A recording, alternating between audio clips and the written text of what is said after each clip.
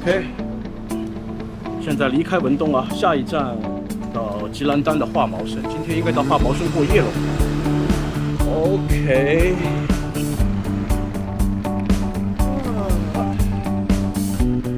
OK，here we go， 拜拜本痛。离开文东，今天我要骑行西马一条非常重要的交通大动脉，和南北大道一样重要的山地纵贯线34号公路，过劳福、瓜拉利比，最后在晚上到达化毛省过夜。而明天，我将从吉兰丹日里的边境关卡入境泰国，开始泰南回教三府之旅。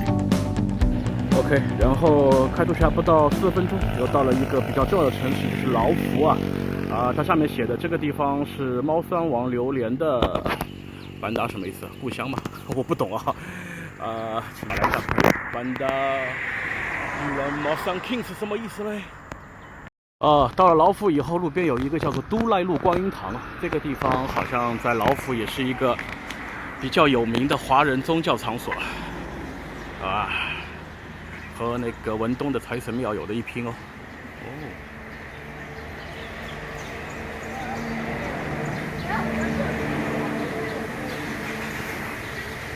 好大呀，里边还有假山。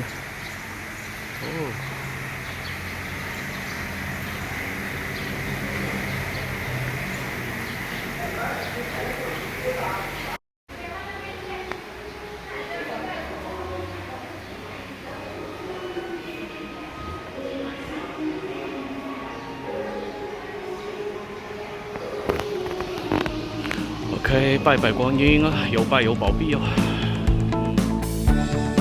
劳福这个城市虽然没有文东这么名声在外，但是它和文东一样，市区充满了繁荣和兴旺的景象。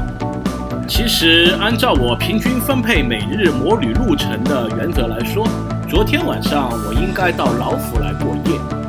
可惜文东吸引我的地方太多，所以我就在文东过夜。劳福呢，今天我就骑车匆匆而过。刚才后面几个阿 Sir 在检查那个啥 driver license， 看驾照。每个驾摩托的骑士到这边，他都会要求把骑驾照，还有你的那个红纸啊看一下。如果说违章驾驶啊或者无证驾驶的，在这里就要倒霉了。OK， 我们看了没有问题，我们继续走啊。这个地方叫做本塔，这个地方叫做。中文怎么说？本打。OK， 继续往万毛上的方向走了。自从去年年底完成了泰南大环线摩旅之后，我就喜欢上了那种随遇而安、随性而至的摩旅方式。所以今天呢，沿路非常多的风景，我也是随机在地图或者路牌上而获得的信息，比如这个瓜巴马。解说这个地方是可以爬到这个岩石顶上，也可以去探访这个岩石上面的岩洞，但估计我们都没有时间了啊。你看，它这里是有一条步道，可以一直爬到这个巨岩的顶上。虽然说不到顶上，也不去探洞，但是我们可以在下面看一下，远远的拍一下这块壮观的、巨大的岩石。我看这目测得有300-400米高吧，这块巨岩。与其说它是一座山，还不如说它是一块巨大的岩石哟。这里还有一个吊桥，那我们就走进去看一下。哎呦，这吊桥不会年久失修的感觉有点晃悠悠。哇，对喽，就是这一块大石头，它这是2块了，边上还有一块，边上那块更高。刚才那个攀登的步道就是在另外一块的顶上。OK， 那我们就这样初步的看一下就回去了，要继续往前走了，我们继续赶路。A few moments later， 今天好热呀！刚才在文东那边呢是比较凉快的，但到了这个地方叫做瓜拉里皮斯这个地方哇，天就好热起来了休息一下路边。离开了瓜拉利比的市区，天空中突然下起了小雨，这对于在高温中已经骑行将近3小时的我来说，无疑是一次救赎。只可惜这场雨下了不到20分钟就停了。在雨季时遇见下雨就皱眉头，而如今呢，觉得雨水又是如此的珍贵与可爱。好消息是，通往化毛山的这条公路呢，路况越骑越好，越骑越舒服。从瓜拉里皮到花毛山这条路其实算是高速公路了，虽然它没有收费，但是这条路况真的非常好，骑起来根本就只能抱怨自己马力不够大。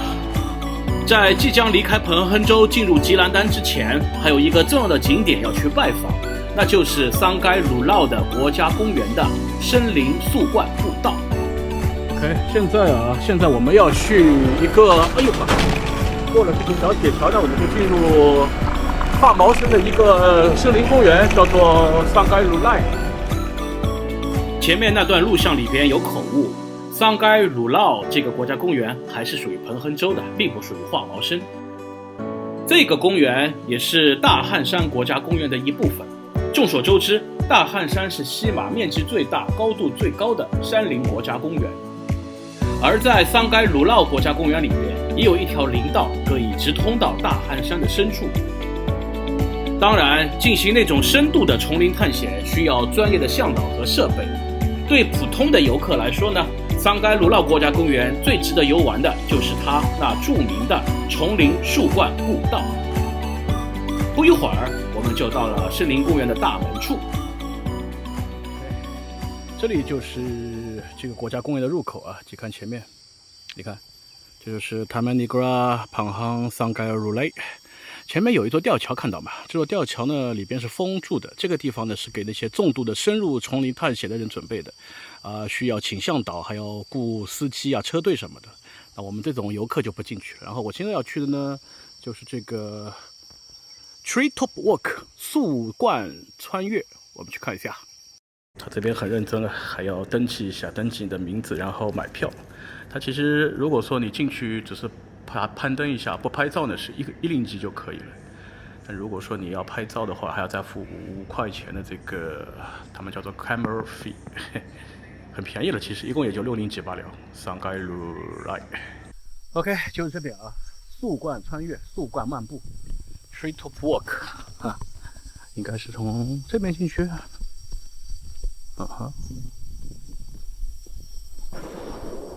哇，什么声音？有没有在这里打猎吗 ？OK， 现在我们开始正式进入这个丛林步道啊，一个叫做丛林飞跃或者丛林漫步。哇，上面很长的一条步道，然后下面这里是河这条河流就叫做桑盖鲁赖，所以说这个国家公园就是以这条河的名字来命名的。哇，这河水好清呀！如果说在这里边洗个澡、游泳一定也很爽。OK， 我们继续往前了。其实瑞士的这种树冠步道在马来西亚并不少见。那个吉打州的居林不是也有一个吗？我们以前的影片里也拍到过，但那个相对而言规模比较小。那这个彭亨州的，这里是彭亨州还是吉兰丹啊？我待会儿回去确认一下，到时候我打屏幕上。然后这个桑盖鲁赖的这个步道应该是整个马来西亚规模比较大的，我不敢说最大，但肯定是数一数二的。哇，这里好几条路分叉哎。那我们先往左手边走，前面有一个瞭望塔一样的东西。哇，好高啊，还要再往上走。这个地方的票价好便宜，其实你光是徒步只要1马币罢了，但是如果说你要拍照的话，你带摄影设备进来的话呢，再付5马币。其实一般进来的人不可能只攀登不拍照的，对不对？所以说基本上就是6马币，而且外国人跟本地人都一视同仁哦，这一点我觉得比泰国好太多了。泰国的那些景点啊，那外国人的收费可比本地人要贵10倍左右，我都已经司空见惯了。所以说是马来西亚好。我觉得马来西亚整个政府、整个人民的这种气质都比较平和，然后在对于金钱的追逐这件事情上也不是那么贪心。好，哇，又往前面走，这个地方前面还有好远呢，哇，前面又要往上爬。哇，前面又是一个往上攀登的，我的天，后面还有，我刚才以为攀上这个瞭望塔已经是很高了，结果前面还有3层的瞭望塔，哦，4层，后面还有1层。哇，这个有趣有趣。哇，这个地方非常值得来。我还没有进入到最精华的部分，就已经很赞叹了。哇，这个步道设计的真是，这个工程，它全是用这种钢材制成的。啊，哇，好厉害！你看。那边那个顶上还有，那个树冠顶上还有，所以说看下面的说明，最高的步道说是有40多米高，离地40米哦，离地40米相当于什么嘞？相当于如果说按照楼层的话，就起码是15层左右高了，哇，好厉害 ！OK， 我们继续往上，哇，哦，不过这个地方这种天气攀登这个步道，相当于要爬15层楼高，还是有点累的，我就感觉不停的往上爬，哇，你看我满头的汗。天哪，哇！哎，我真觉得马来西亚的很多景点其实真的是很美啊，但就是缺乏那种宣传，也缺乏那种维护，所以游客的数量就没有泰国这么多。哎，这个地方真是一个宝藏景点。我刚才确认过了，这个地方属于彭亨州，我们现在还没有到吉兰丹州，一直到化毛生才到吉兰丹。哇，上面还要往上爬。我的天，这个瞭望塔是最高的啊！光这个瞭望塔本身的高度就得有10多米高吧，更何况我们前面已经往上攀登的已经有2、3个瞭望塔了，这样整个高度加起来的确是超过40米的。好，我往上爬啊！今天想不到在这路上还有类似像徒步登山一样的这种啊，但是这个比登山可好玩多了啊！你看。天哪，你看那个自助，好长的一根自助，跟地面连接在一起的。当年造这个工程的时候，可是非常应该不容易的吧？哇 ！OK， 现在我们就爬到了最高的这个瞭望塔上面了，好棒！这里听到很多鸟声。哦，对了，这个国家公园也是大汉山的一部分。塔汉是西马半岛的最高峰，好像有3000多米高哎，还是2000多米高，应该就是前面那个非常高的跟云一样的山峰吧，那个就是大汉山。哇，继续往前一会儿，还要再往这儿步道继续往前走。好，我们现在下去，哇，从上往下看这个景色也非常棒。上面就是那个桑盖鲁赖河，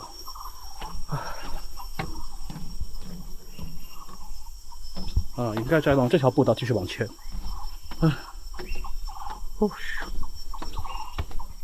你别说，如果说有点恐高症或者心脏不好的人，可能还是不建议来这里玩的，因为这个高度的确是有点高啊。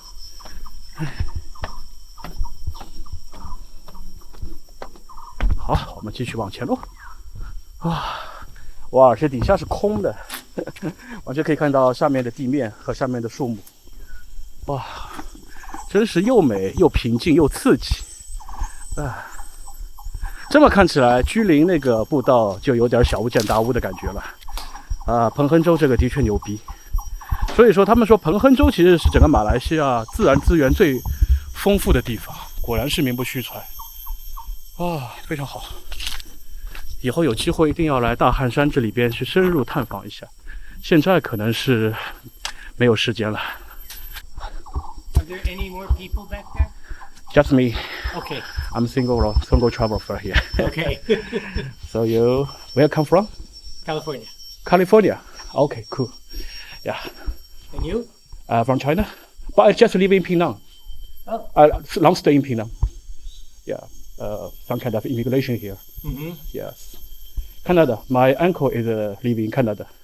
Oh, okay. Yeah. Canada is nice. And Yeah. they do not have a crazy government. Yeah. I create the government. Okay. Yes. Wow. This trip work is magnificent. Gorgeous. Yes. Yeah. Yeah. Okay. Have a nice day. I just keep working. Yeah.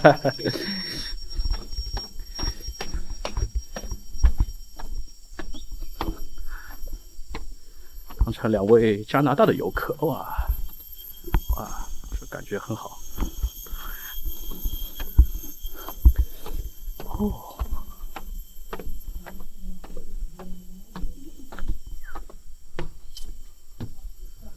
哦，继续往前，好热呀！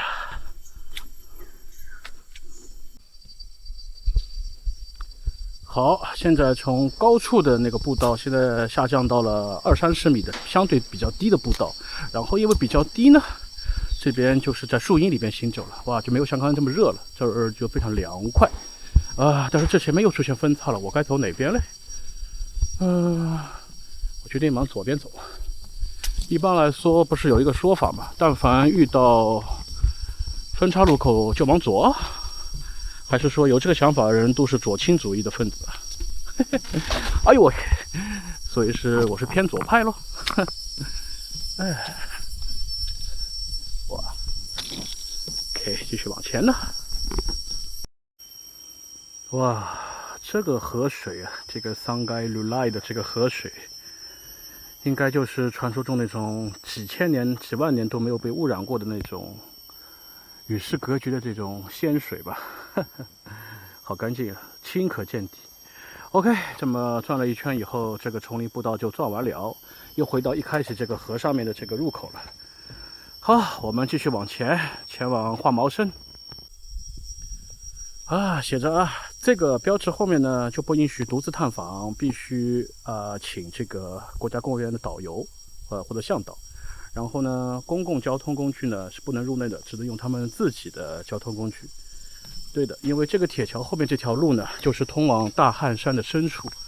在网上也有看到有人从这里，有些是坐皮卡进去，有些是自己徒步进去的。总而言之，这条路进去就是非常深的，一直可以深入到非常非常远的地方。在地图上其实你可以看到，它一直到大汉山的丛林深处。好，我们是不能进去了，我们没有导游，也没有他们的预约。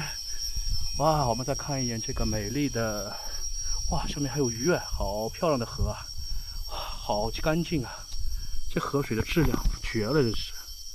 我看一下哈，嘿嘿。离开了桑盖鲁劳国家公园，我们也就正式离开了彭亨州的范围，进入了吉兰丹州。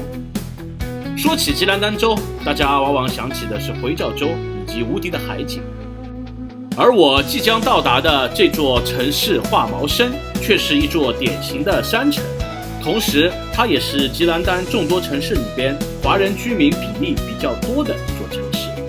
那么这样一座城市中，必然有许多华人的新村、华人的古迹以及华人的景点。现在我要前去拜访的，就是一处非常神秘的、坐落在蕉林深处的景点，叫做紫霞洞。在此友情提醒一下，各位如果要驾车驾摩托去这个地方，不要在谷歌地图上直接导紫霞洞，而是要导一个叫做水月宫的地方。到了水月宫，你可以步行穿过一条河，就可以来到这个景点的正前方。但你如果还是不信邪，想要直接导紫霞洞这个地方，看看谷歌地图会给你走一条什么路的话，你看我下面的视频就知道了。现在我们要去那个紫霞观音洞啊，但是这条路确定没问题没？哎呀，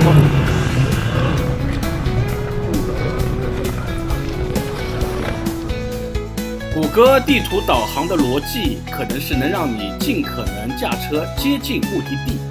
那么从这个角度来说呢，它取的这条破路也许并没有错。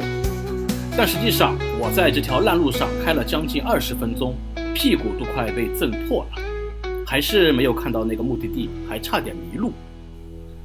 我感觉上当了啊，很难有上当的时候。这个谷歌地图真是不靠谱，它显示这个地方叫什么紫霞观，但是你看这里，鬼都没有啊，还有什么紫霞呀？我靠！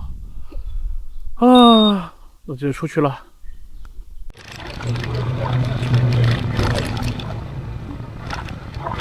我勒个去啊！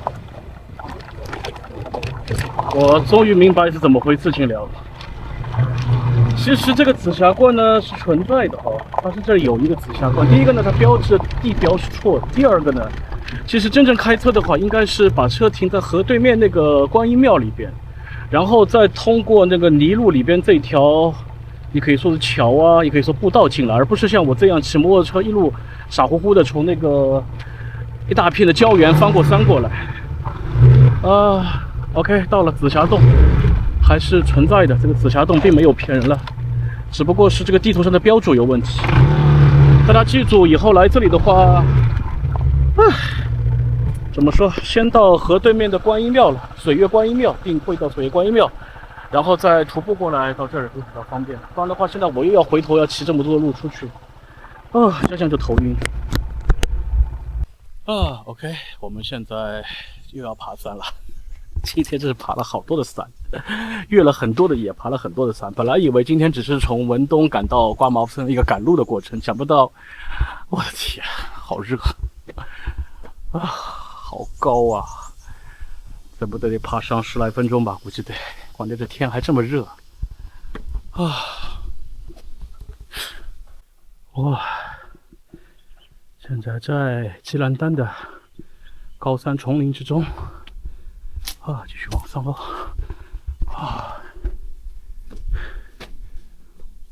紫霞洞！Hello， 怎么了？5点 ，OK， 现在几点了？OK， 我看一下就下来，很快哦。他说这边开到5点，现在可能已经快到5点了。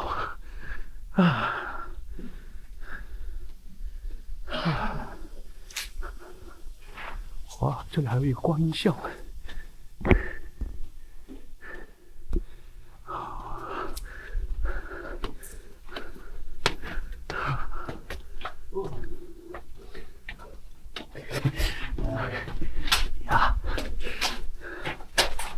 哇，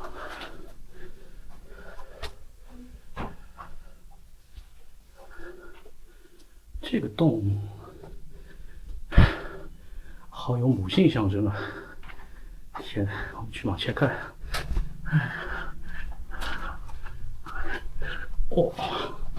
天哪，这个，哇，胖一点的人劲儿就过不来。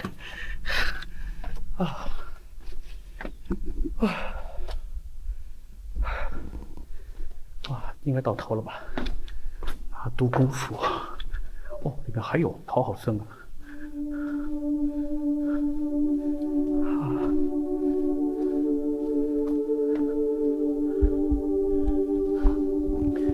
这个洞口的这个形状，就像是一个，有点像一个怎么说呢？这个线条就很像一个少女的侧脸。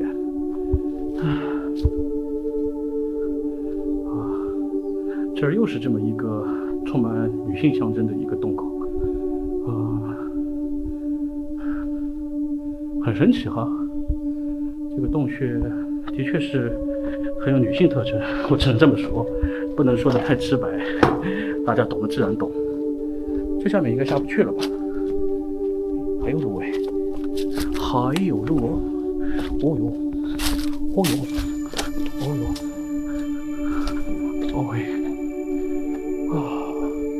哇，这里又是一个这样的洞口。这座山的洞口这都是这个形状的。OK， 到这边是真到底了。这里还有一个观景台呀！哎呀哈！当心哦，这上面的地好像不是很结实，就不要走太远了。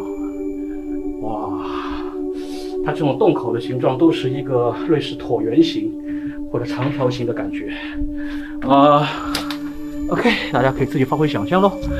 反正我认为它就是比较有女性特征了。OK， 我们往回走哈。往回走的过程中，回看这个佛殿，感觉又是另外一种感觉。像不像一个产道？如果说你从这边出去以后，就会获得新生的感觉。而现在我们呢，就在一个巨大的一个母体里面，一个子宫里面的感觉。哇，在这个女性象征的这个洞穴里边，有一个如此坚挺的。可以说是男性象征的东西吧。这个地方还真是有天地和合之气啊！哇，好了不起！这个神奇！哇，这个紫霞观还是值得来的，就是不枉费我骑这么长的越野路跑进来了。可以，非常棒这个地方。OK， 我们现在又到了这个非常难过的这个，哎，这么说起来，这个位置哈，跟里边这个圆形的石室的感觉，真的就好像一个母体中，然后也就是在母体中的胎儿现在要重获新生的感觉。以前我记得日本的某庙里面也有类似这种设置，但是那个是人工的，但这个紫霞观是，哎呀，是纯天然的。天，当年是他们怎么发现这个地方的？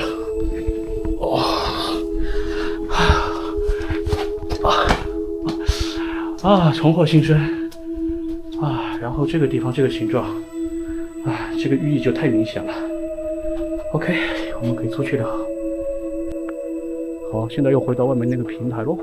哦，哇，这个紫霞洞强烈推荐。想不到今天这一路上有如此多的美景啊！哇，这里还有一个观音像啊。OK， 拜拜哟。OK， 好，我下去了。他们这边5点要关门的。OK， 好，谢谢你，再见。OK， 我们下去。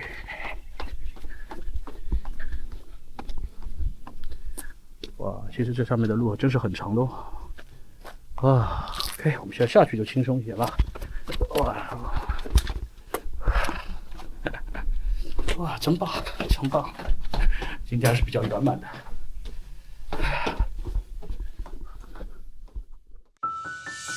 又走了20分钟烂路才回到大路上。这时候呢，我又想去水月宫看一看，就是那个紫霞洞的正常入口。哦，就是这个地方，这个叫做水月宫的地方，还是那个紫霞仙洞的正确的入口啊！啊，我们进去看一下。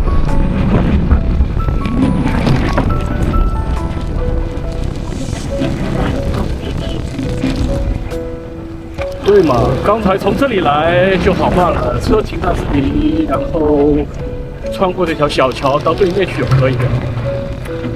哦，看这一段。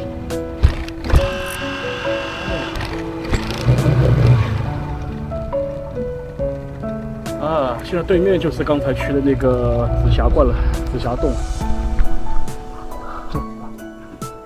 水月宫啊，这个地方应该也是一个华人新村，这儿都是华人的文字，都是华人的食物，也是华人的店啊，真好！怎么给他们找到这么一个风水宝地啊？哇哦！水天一国为南海，月尽无尘造九州啊！这对联写的真是太有水平了。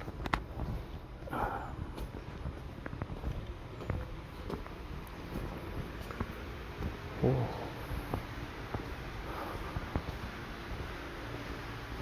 哇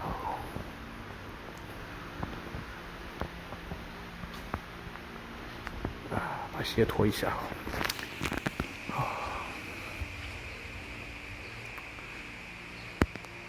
慈恩普照，哇！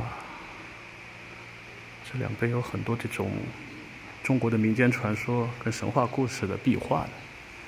哇，这观音像画的真是宝相庄严。哇，不错不错，好地方。水月宫啊！拜拜拜拜。哎呀，这个地方还有什么群星演唱会啊？是谁呀？优品质歌星，优品质歌星。什么米奇精灵是谁呀？我这里还有一个摇头女王，好厉害哦！从无人机的画面，大家就可以看清楚，从水月宫到紫霞洞就是一条河的距离。大家完全没必要穿越那条崎岖的丛林山路，再到达紫霞洞，直接把车停在水月宫，步行过桥就可以了。而水月宫所在的这个地方叫做布赖新村，它是华毛生一个著名的华人新村。这个宁静甜美的小村庄坐落在一片绿水青山之中，恍恍惚惚之间，仿佛到了陶渊明笔下的桃花源。离开了这个如梦似幻、如同世外桃源般的地方，我驾上摩托驶上公路，前往吉兰丹州的华毛生。不一会儿，路两边的车流量渐渐变大，我知道华毛生到了。这座城市是吉兰丹州的第2大城市，它是一座典型的山城，同时呢，它也是马来西亚西马半岛的一个交通枢纽城市。上次和仔彪哥他们一家人自驾时，我们也路过华毛生，当时没有停留。那么今天呢，我就有时间在此住一晚。到华毛生了啊！到华毛生住了一个很奇怪的民宿，它本质上呢是一个地上屋，然后呢，它把每一幢小房子就分成好几个单元，好几个房间，然后这个隐私程度好像有点堪忧，外面直接就是泥地，好有这么一个铁栏杆拦着。其实这个门它是没有锁的，但是好在这个铁栏杆有锁了 ，OK 没问题了。然后这里还有一扇很奇怪的门，这是首间，这扇门上面有2个洞，我也不知道谁搞坏的。然后一打开，我靠，外面就是草地，然后这个地方还有一扇门，有一个锁而已。哇，这个地方好荒凉啊！我怎么会住在这个地方的？但这个地方真的好安静，我就喜欢安静。华毛生晚上没有什么夜生活，这里开了一个大型的商超啊，叫做 Origin Mall 啊。作为一个小城市来说，有这么大一个商场已经很不容易了。Origin Mall 它其实是一个仓储式超市的感觉，边上呢还有一些儿童游乐设施，感觉既不像普通的 mall， 又不像那种 Lotus 那种商超啊。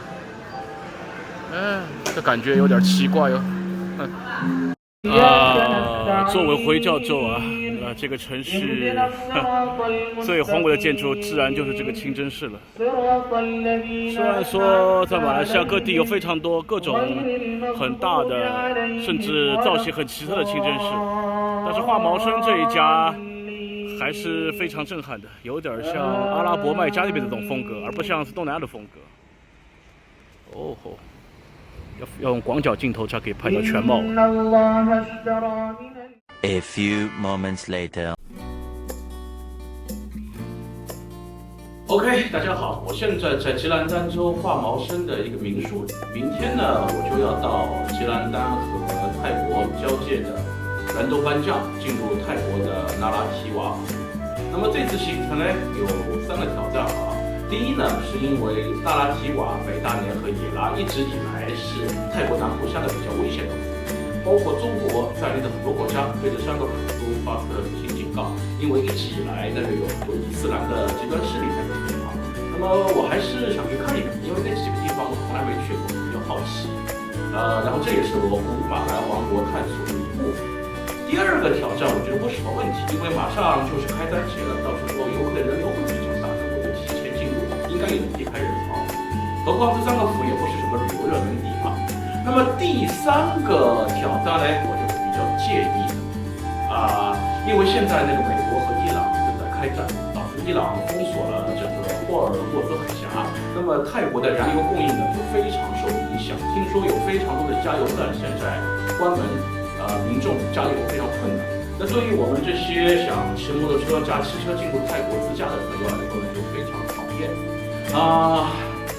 不说了，再说去的话，我的这个焦虑症又要犯了。无所谓了，不去想它，明天我们走着瞧。OK。